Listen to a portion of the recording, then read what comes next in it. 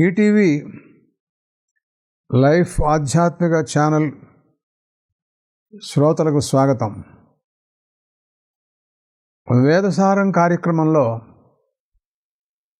వేదముల యొక్క మహిమ, వేద మంత్రముల యొక్క సామర్థ్యం, తద్వారా లోకానికి కలిగే క్షేమం, వాటిని గురించినటువంటి విశేషాలన్నింటినీ కూడాను మనం ప్రసంగంలో చెబుతున్నాం. భూలోకంలో వేదాలను అధ్యయనం చేయటం అనేటటువంటిది చాలా గొప్ప విషయమని, వేదాలలో స్వాధ్యాయ బ్రాహ్మణం అని ఒక భాగం ఉంది. అది ఎంతో గొప్పగా దాని గురించి వివరణ చేసిందండి. అంటే ఒకవేళ యజ్ఞయాగాది కర్మానుష్ఠానాలు చేయలేకపోయినా వేదాధ్యయనం చేసినా చాలండి. తద్వారా దేవతాతృప్తి, తద్వారా లోకశాంతి అని కూడా లభిస్తాయి. వేదాధ్యయన ప్రభావం అటువంటిది అనే విషయాన్ని మాట్లాడుతోంది. ఆ మంత్రభాగం ఉంటుంది, యదృచోద్యగీషతతాఃపయాహుతయో దేవానామభవన్ యజ్ఞజోగం సుకృతాహుతయ. ఋగ్వేదాధ్యయనం ఈ మానవలోకంలో జరుగుతోంది అంటే అది ఎంతో దేవతలకు ఆనంద కారణం. వాళ్ళు ఎంత ఆనందిస్తారో మనం చెప్పలేం. యదృచోద్యగీషతతాఃపయాహుతయో దేవానామభవన్. పాలతో హోమాలు చేస్తే అగ్నిలో దేవతలను ఉద్దేశించి వారికి ఎంత సంతృప్తి కలుగుతుందో అలాంటి సంతృప్తి భూలోకంలో వేదాధ్యయనం చేయటం చేతనే వాళ్ళకి లభిస్తుంది అని ఎంతో గొప్పగా ప్రశంసించింది. అంతేకాదు, ఒక వేదమే కాదు, యజుర్వేదం ఉంది, చాలా గొప్పది. ఈ వేదాధ్యయనం అనేటటువంటిది ఈ లోకంలో యజుర్వేదానికి దానికి ప్రాధాన్యం, దాని యొక్క ప్రచారము ఎక్కువగా కనపడుతోంది. ఒక సందర్భంలో మాట్లాడుతూ వేదాలంటాయి, తస్య యజురే బశిరః ఋగ్దక్షిణ పక్ష సామోత్తర పక్ష అనంటూ ఒక పరమాత్మ స్వరూపానికి వర్ణన చేస్తూ ఈ యజుర్వేదం అనేటటువంటిది శిరస్థానీయంగా వర్ణించిందండి. శిరస్సు అంటే గొప్పది కదండి. మానవుడికి మిగతా అవయవాల కంటే కూడాను శిరస్సు చాలా ముఖ్యం.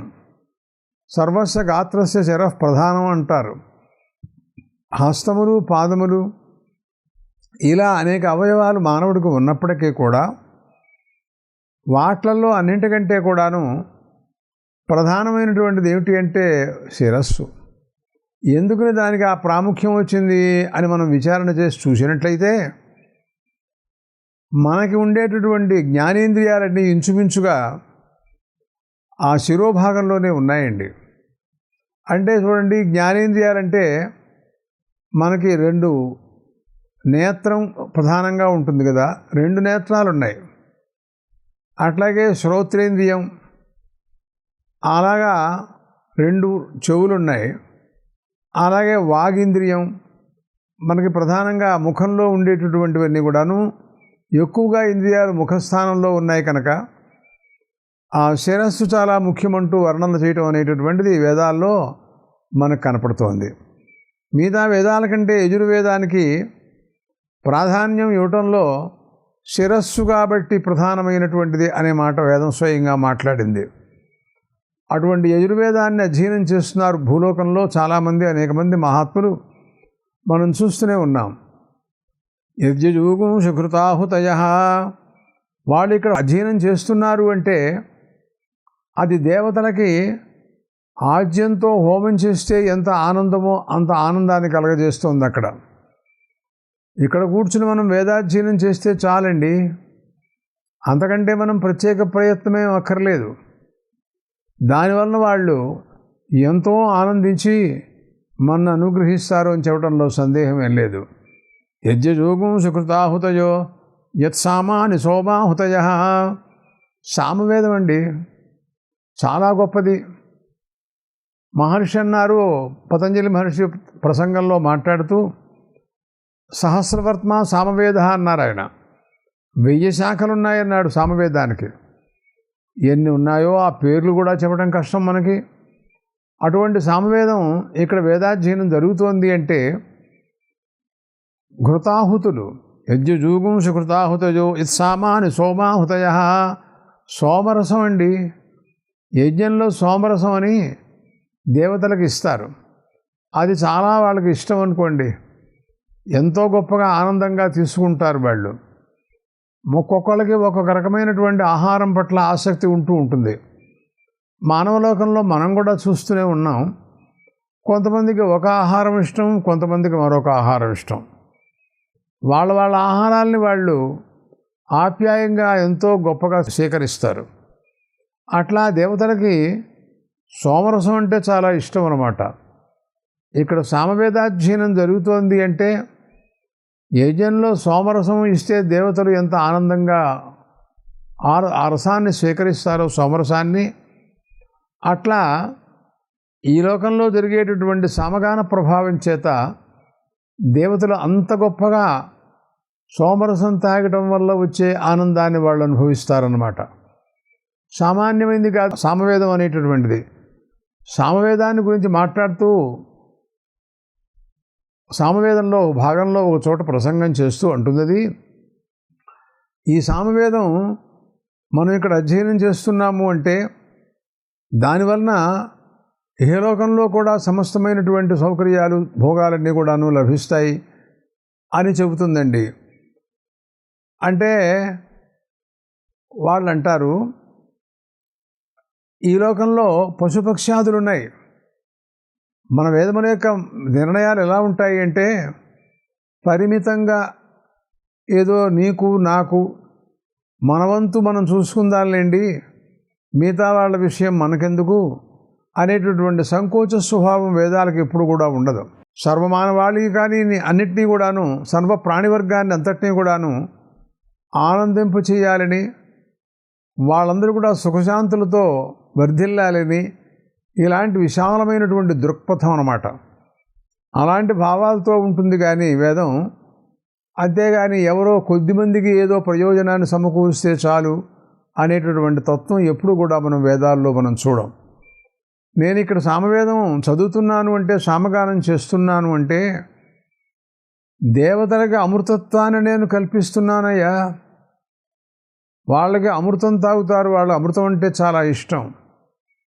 అది తాగిన తర్వాత మళ్ళీ మరణం అంటూ ఉండదండి.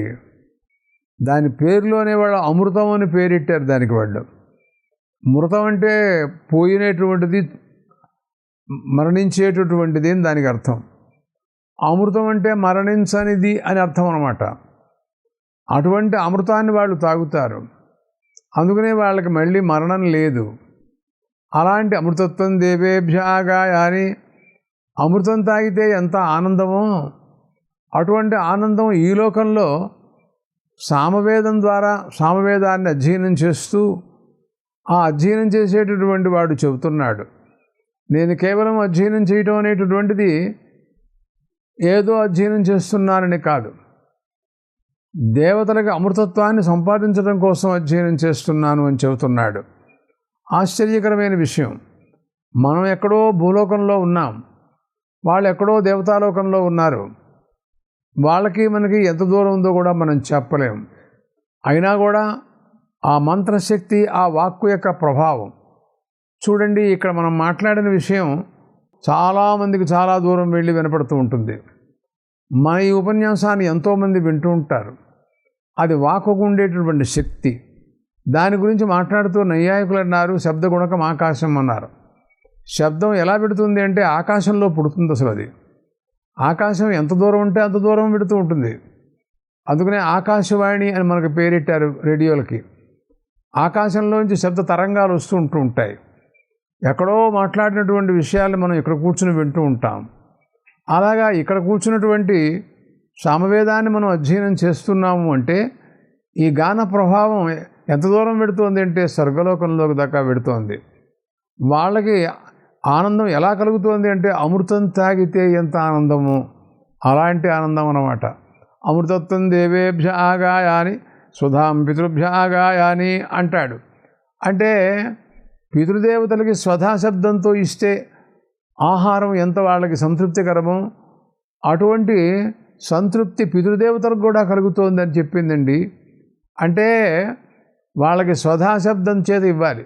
పితృదేవతలంటే మనం శ్రాద్ధాదుల్లో పితృదేవతలను ఉద్దేశించి మనం ఆహారం ఇస్తూ ఉంటాం చూశారా, అది స్వధా శబ్దం ఉచ్చరించి వాళ్ళకి ఇవ్వాలి అని, దేవతలకి ఆహారం ఇచ్చేటప్పుడు స్వాహా శబ్దం చేత ఇవ్వాలి అని నియమాలు ఉన్నాయి. అవన్నీ వేదాలు ఆ రకంగా వర్ణిస్తూ ఉంటాయి. సుధాం పితృభ్య ఆగాయాని ఆశాం మనుష్యేభ్య ఆగాయాని.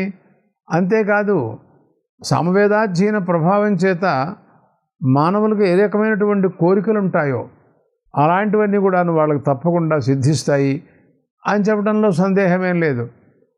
ఆశాం మనుష్యేభ్య ఆగాయాని. అంతేకాదు తృణోదకం పశుభ్య ఆగాయాని అన్నాడండి. ఇక్కడ సామగాన ప్రభావం చేత పశుపక్ష్యాదులు వాళ్ళు ఆకాశంలో సంచరిస్తూ ఉంటాయి పక్షులండి. అలాగా కొన్ని జంతువులు భూలోకంలో అరణ్యాల్లో సంచరిస్తూ ఉంటాయి. మరి గ్రామాల్లో సంచరించేటటువంటి గోవులు మొదలైనవి ఇక్కడ ఉంటాయి. ఇలాగా పశువులు పక్షులు ఈ ప్రాణివర్గం అనంతంగా ఉంది కదా, అన్నింటికి కూడాను క్షేమం కలగాలి, అందరూ సుఖంగా ఉండాలి.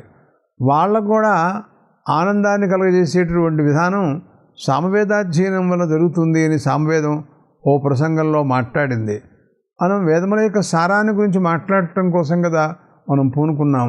అందువల్ల అమృతత్వం దేవేభ్య ఆగాయాని స్వధాం పితృభ్య ఆగాయాని ఆశాం మనుష్యేభ్య ఆగాయాని తృణోదకం పశుభ్య ఆగాయాని స్వర్గంలో కన్యజమానాయ ఆగాయాని అన్నాడు. అంటే ఈ యజమానుడు ఉంటాడు, యాగం చేసేటటువంటి మహానుభావుడు, ఆయనకి స్వర్గలోకం కూడా వస్తుంది. ఆ స్వర్గలోకాన్ని నేను సంపాదిస్తున్నాను అని ఇది సామగాన ప్రభావం చేత ఇదంతా జరుగుతూ ఉంటుంది అని స్వయంగా సామవేదం ఈ వర్ణనంతా కూడా చేసింది. అన్నం ఆత్మన ఆగాయాని. అదే కాదు, మానవులకి అన్నం కూడానండి. ఆ గానం చేసేవాడికి వాళ్ళకి అన్న సమృద్ధి. లోకంలో అన్నం కోసం కదండి చాలా ప్రయత్నాలు చేస్తున్నాం. ఎంతో కష్టపడి అనేక మంది వ్యవసాయం చేసి ఆ క్షేత్రాన్ని పండించి ధనధాన్యాదులన్నింటినీ కూడా ఉత్పత్తి చేసి ఆహార పదార్థాలను ఇస్తున్నారు అంటే అది అంతా అన్నం. అది తిన్నవాడు సుఖంగా ఆకలి తీరి సుఖంగా ఉంటారు. ఆకలితో ఉన్నవాడు ప్రపంచంలో ఏ పని చేయలేడు, వాడికి ఏమీ తోచదసలు. ఆహారం తిన్న తర్వాత మళ్ళీ యథాప్రకారంగా వాడికి స్మృతి, చదువుకున్నవన్నీ జ్ఞాపకం వస్తాయి, మళ్ళీ ఇవన్నీ కూడా చెప్పడానికి కుదురుతుంది. అలాంటిదన్నమాట. ఆకలి అనేటటువంటిది చాలా ప్రమాదకరమైనటువంటిది. ఆ ఆకలితో ఉన్నవాడు వాడు ఏమీ చేయలేడు. అందువలన అట్లాగా అన్నాన్ని కూడా ఇచ్చి మానవులకి శ్రేయస్సుని ఆకలిని తీర్చే సుఖశాంతులను కలుగజేసేటటువంటిది సామవేదం అనే సామవేద ప్రభావం మనకు దాంట్లో కనపడుతోందండి. అదే అంటారు అక్కడ కూడా మాట్లాడుతూ, యదుచోద్యకేశ తతాహ్మయ ఆహుతయో దేవానామభవన్ యద్యజూగుంస కృతాహుతయో యత్సామాని సోమాహుతయో యదథర్వాంగిరసో మధ్వాహుతయ. అథర్వవేదం అండి. ఈ అథర్వవేదం ఉంది చూసారా, ఇది చాలా గొప్పది. ఇది కనుక ఇక్కడ ఈ భూలోకంలో అధ్యయనం జరుగుతోంది అంటే ఆ వేదం దాని ప్రభావం చేత దేవతలకి తేనెతో హోమాలండి. తేనె చాలా తీయగా ఉంటుంది కదండి, అది వైద్యాన్ని కూడా చాలా ఉపయోగిస్తుంది. రోగాలు కూడా తగ్గుతాయని చెబుతారు వైద్యులు. ప్రాతకాలంలో తేనెను కనుక మనం స్వీకరించినట్లయితే దానివల్ల మనకి ఆరోగ్యం కుదురుతుందని కొంతమంది వైద్యులు చెప్పడం మనం వింటూ ఉంటాం. అటువంటి తేనె హోమం చేస్తే ఎంత ఆనందమో దేవతలకి. ఈ లోకంలో ఇక్కడ అథర్వవేదాధ్యయనం జరుగుతోంది అంటే దానివలన అంత ఆనందం వాళ్ళకి కలుగుతూ ఉంటుందన్నమాట. దానికి అర్థం వాళ్ళు అనుగ్రహిస్తా తయేనం తృప్త ఆయుషా తేజసా వర్చసా శ్రీ ఆయససా బ్రహ్మవర్చసే నాన్నాద్యేన చతర్పయంతి అని అంటాడు చెట్టు చివరిలో. దానివలన ఆ దేవతలట వాళ్ళకుండే ఆకలిని పోగొట్టుకుంటున్నట్టండి. అరే పాపం, వాళ్ళకి మనం నిజంగా ఇక్కడి నుంచి పట్టుకెళ్ళి మనం ఇవ్వలేం.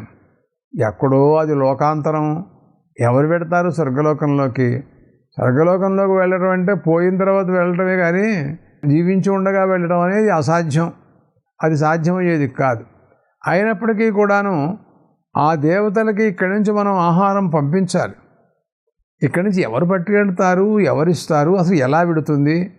ఏదైనా ఈ లోకంలో అంటే ఏదో పోస్టులు గీస్టులు ఏవో మనం అనేక రకములుగా ఏవో కొన్ని ఓ ప్రాంతం నుంచి ఓ ప్రాంతానికి పంపించడానికి కొన్ని సౌకర్యాలు ఏవో కొన్ని ఉన్నాయి. అంతేగాని లోకాంతరానికి పంపించడం అది ఎలా కుదురుతుందండి? అది మంత్ర ప్రభావం చేత వేదాల వల్ల సాధ్యమయ్యే పని కానీ అది ఇంకా మరే దేని వల్ల కూడా సాధ్యమయ్యేది కాదు. ఈ లోకంలో ఇక్కడి నుంచి మద్రాసు నుంచి మనం ఏదో కలకత్తా దాకానో లేకపోతే ఢిల్లీ దాకానో ఏదో ఒక ఎయిర్పోర్ట్ ద్వారా ఏదో రకంగా పంపిస్తూ ఉంటున్నాం మనం, అనేక పోస్టు ద్వారా కానీ అనేక రకాలుగా పంపిస్తూ ఉంటాం. కానీ ఈ ఆహారాన్ని స్వర్గలోకానికి అందించడం అనేటటువంటి మాట అది మానవ మాతృకి ఊహకి అందేటటువంటి విషయం కాదు. కానీ ప్రపంచంలో కొంతమందికి ఇదంతా యథార్థమా, అవునా కాదా అనేటటువంటి సందేహాలన్నీ కూడా ప్రపంచంలో కొన్ని అక్కడక్కడ ఉన్నాయి.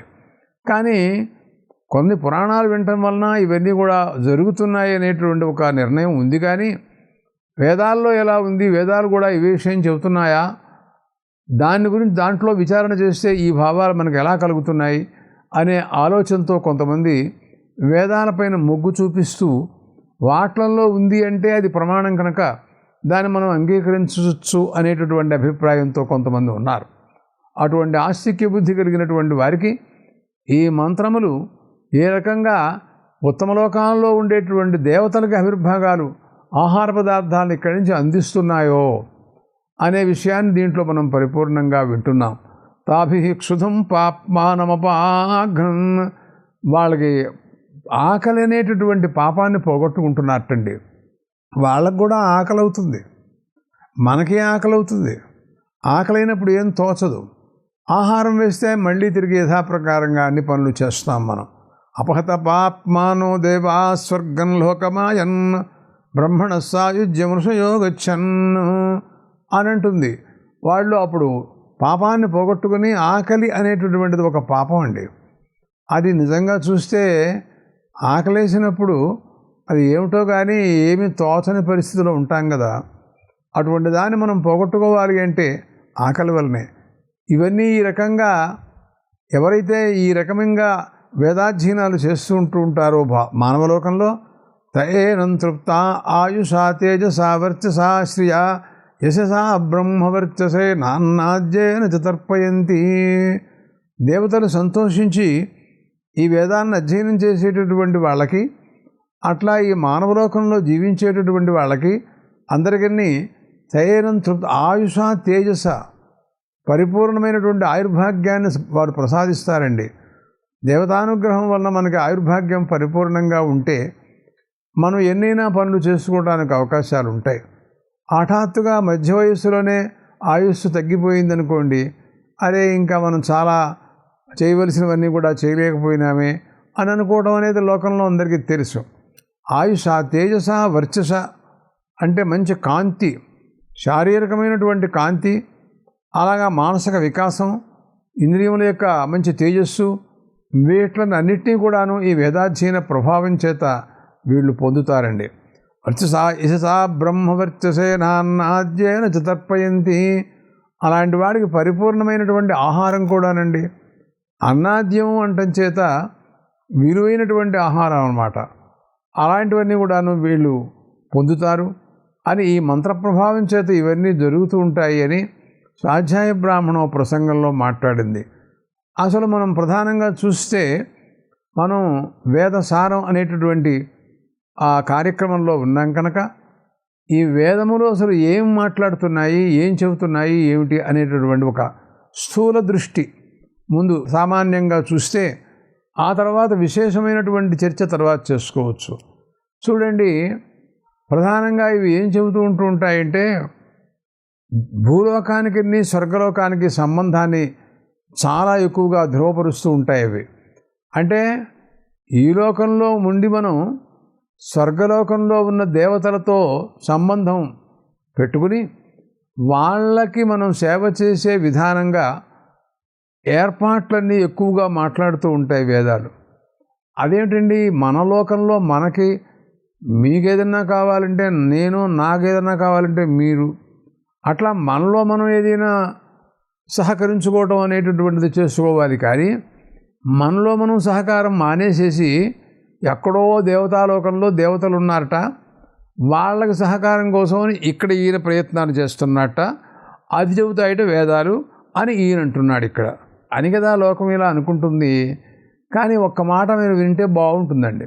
ఏమిటి అంటే, మన విషయం మనం చెప్పుకోవడం అనేటటువంటిది ఉందే, అది బాగుండదు. అది అంతగా నేను అంతర్వాణండి, నేను ఇంతర్వాణండి అని లోకంలో ఎవడైనా ఒకడు చెబుతూ ఉంటాడనుకో, అబ్బాయి ఏమి స్తోత్రాలు చేసుకుంటున్నాడు రా అని వేళాకోళం చేస్తారు. కానీ అదంత పెద్దగా సొగసుగా ఉండదు. ఎవరైనా మన గురించి అవతల వాళ్ళు ఎవరైనా చెప్తే అది చాలా గొప్పగా గౌరవంగా ఉంటుంది. కానీ మన గురించి మనం చెప్పుకోవడంలో పెద్ద ఔచిత్యం ఏముంటుందండి? నా మెడలో పూలమాల నేనే వేసుకున్నా, ఎవడు వేరే ఎందుకోసం నేనే వేసుకున్నా, అది ఏం బాగుంటుందండి? ఎవరైనా పిలిచి గౌరవించి సభలో అయ్యా మహానుభావులు మీరు వచ్చారని చెప్పి మీకు పూలమాల వేస్తున్నామంటే అదిగో అది గౌరవం. అట్లా అవతల వాళ్ళని గౌరవించడం అనేటటువంటిది లోకంలో ఉందన్నమాట. అది మనం ఉన్నామంటే ఈ లోకంలో కొంతమంది నాకంటే ఇంకో గొప్పవాడు ఉండొచ్చు, ఆయనకంటే మరొకడు గొప్పవాడు ఉండొచ్చు. అంతేగాని ఈ జగచ్చక్రాన్ని నడిపించేటటువంటి వాళ్ళు ఎవరుంటారండి? అది కేవలం దేవతలే తప్ప అంతకంటే ఎవరి వల్ల కాదు. ఈ లోకంలో ఒకవేళ రాజులు ఉండొచ్చు, రాజాధిరాజులు, చక్రవర్తులు, కానీ కలియుగంలో వాళ్ళు లేరు. పూర్వకాలం ఉండేవాళ్ళని, మరి రఘువంశ మహారాజులు ఉన్నారని అట్లా వాళ్ళ యొక్క చరిత్రలు అవన్నీ కూడాను మనం వింటున్నాం. అవన్నీ మహాకవి కాళిదాసు రఘువంశ మహాకావ్యం అని అవన్నీ రాశాడు, పురాణాలు చెబుతున్నారు, అన్నీ వింటూనే ఉన్నాం. కానీ కలియుగంలోకి వచ్చేటప్పటికల్లా అసలు లేరు, రాజులే లేరు, ప్రజలే రాజు, ప్రజారాజ్యం కదండి ఇది. అందుకోసమని ఇలాంటి దాన్ని ఇప్పుడు మనం చెప్తున్నాము అంటే ఇది దేవతలతో సంబంధం పెట్టుకోవడం అన్నమాట దానికి అర్థం. అది పెట్టుకున్నప్పుడు కానీ వాళ్ళ అనుగ్రహం ఉంటే కానీ మనం పరిపూర్ణంగా జీవయాత్ర నడిపించలేము. అందుకోసమని ఆ దేవతలకి ఆవిర్భాగాలు ఇవ్వటం కోసమై దానికి సంబంధించినటువంటి ప్రణాళికలు ఎక్కువగా, అంటే అవే ఉంటున్నాయని అర్థం కాదు, ఇంకా చాలా విశేషాలు మాట్లాడుతూ ఉంటాయి. కానీ ఇవి కూడా చాలా ప్రధానంగా దీంట్లో ప్రసంగాలు జరుగుతున్నాయి కనుక అలాగా ఋగ్వేదం ఏం చెప్తుంది, అలాగా సామవేదం ఏం చెబుతుంది, యజుర్వేదం ఏం మాట్లాడుతుంది, అథర్వవేదం యొక్క స్వరూపం ఏమిటి, అది ఏమని వివరిస్తూ ఉంటుంది, ఇది దీనివల్ల లోకానికి ఎలాంటి క్షేమం కలుగుతుంది, ఆ మంత్రాలు ఏం చెబుతున్నాయి అనే విశేషాలన్నింటినీ కూడాను మనం మాట్లాడవలసినటువంటి అవసరం ఉన్నాయి. ఈ రకమైనటువంటి వేద సారంలో అనేక విశేషాలన్నీ కూడా మనం మాట్లాడుతున్నాం. ఇంతవరకు కొన్ని మాట్లాడటం జరిగింది. స్వస్తి.